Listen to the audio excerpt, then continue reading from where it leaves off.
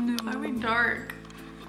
Maybe I should bring it closer because it's getting dark outside and I'm not liking the lighting. We're gonna have to fix this lighting situation. I want to start making sure we're perfectly lit. Okay, hi. So we're talking about part 2 of Chapter 2. Chapter 2. Yeah. Okay, so we were talking about kissing and actually went into depth about it. You talked about one time. What is this? Like, why am I so dark? Come on, lighting. You were talking about how when people like go in for a kiss with you, don't know what to and do. the European, you're like, Yeah, you're like shaking hands and then you're like, oh, they're kissing you, and then like you're kissing each other's lips because you don't know what's going on. You're like kissing, hugging, and other affectionate gestures. It's best to limit touching to the offer of your hand unless you're absolutely sure a person will welcome more intimate gestures. And I was laughing because I'm like, we should label this like how to avoid a Me Too moment.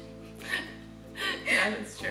You know, everybody's so sensitive now. Especially between men and women and between superiors and subordinates can be misinterpreted as harassment.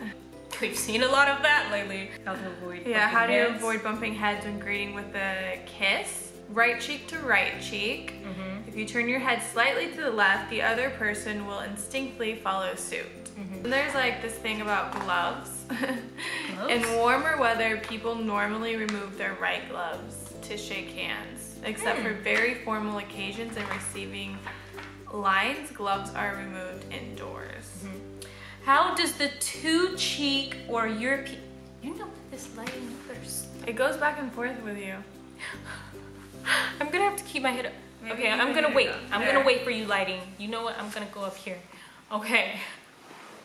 How does the two-cheek or European kiss work? Kissing both cheeks is a traditional greeting in many cultures. Some even go for the triple or quadruple kiss. That's what's confusing. So I guess you need to know like what culture that person comes from. How many kisses are gonna go? How many kisses do I need to give right now? I remember I was working at a hotel and this woman she was like French and she kissed me on both cheeks and then kissed me on the mouth. And I'm like, you little sneaky one. She wasn't supposed to do that.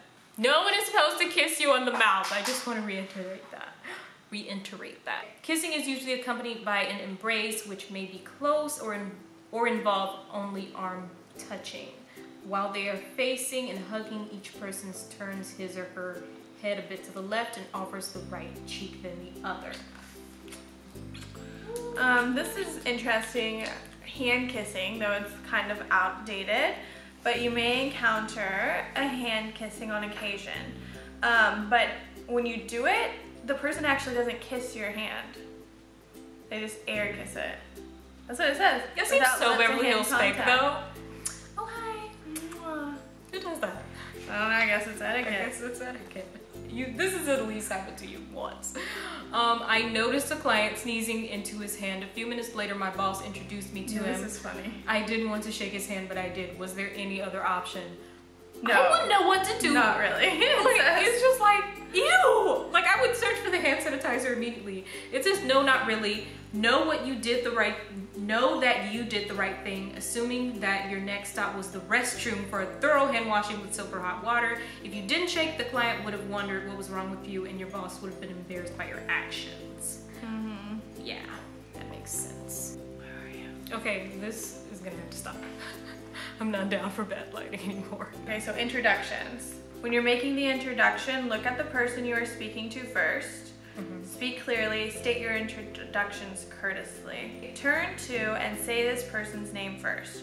Your grandparents. Oh, so just to explain, this is like, you remember that moment in the Devil Wears Prada and like the woman is trying to figure out who's who and like who's more important to introduce first. Not more, well yeah, I guess who's more important. No, that's even what it says. So this is what that's about. That's what we're about. Yeah, before you begin, you'll need to identify who, for a lack of better description, is the more important person or the person you'd like to honor. Address him or her first. Below are some examples. The first one is turn to and say this person's name first and then this person's name second. So it says your grandparents, parents, or anyone older than you. So that's who you turn to first, and the person who's second, your contemporary or younger relative. So examples would be like the senator or the mayor, and then your contemporary, or a client, and then your contemporary, your boss, or your contemporary, your friend, or you're a family member. Yeah, so it says first your friend, and then another family member, because you're closer to your family. And then of course your guest of honor, and then others attending the event. Introduce people by the names and titles they prefer. That's so weird. I know. Wait, no, what are you doing? I want to make sure. No. Okay. So I'll do all these bolds. Okay. Ready? Okay. So let me do this one and then you do the other. Okay. So introduce people by the names and titles they prefer. Teach children to use adult titles. It's fine to skip last names when introducing your spouse and children.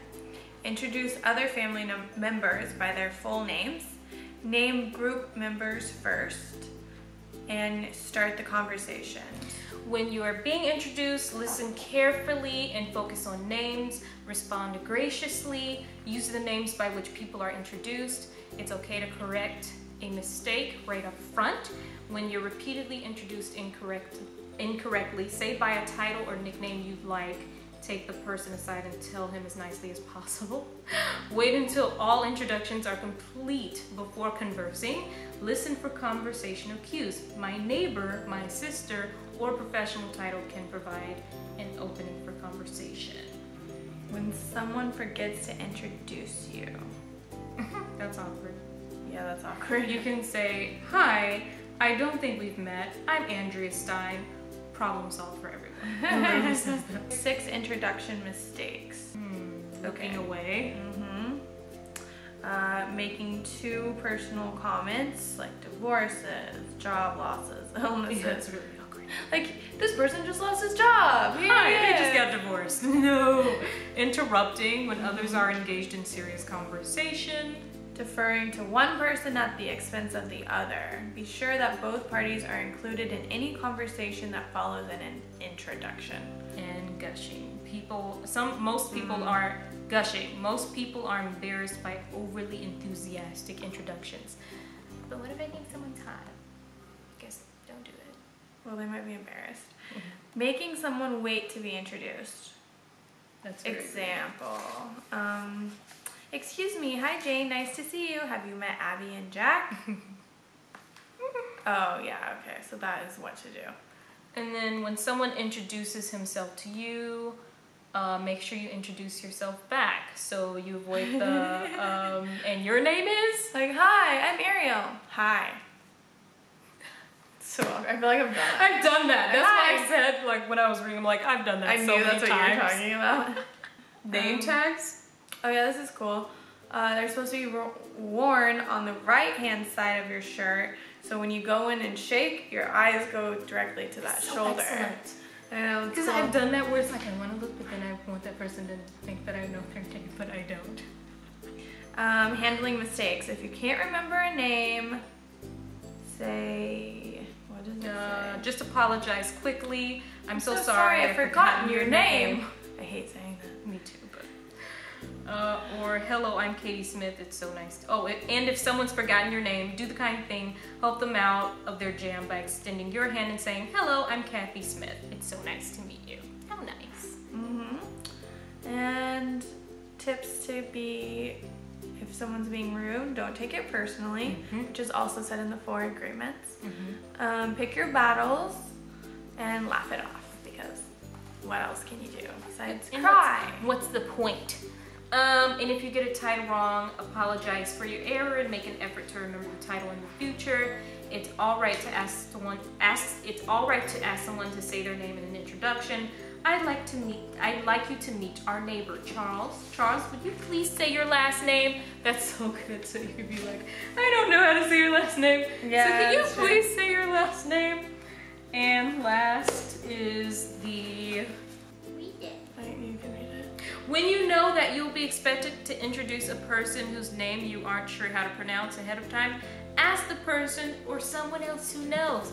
It's like common sense, kind of, but you feel embarrassed, kind of asking. And that is now the lighting happens. Chapter, yeah, what is going on? That is the end of chapter 2. Yeah, so... and the next chapter will be common courtesies. common sense things to females.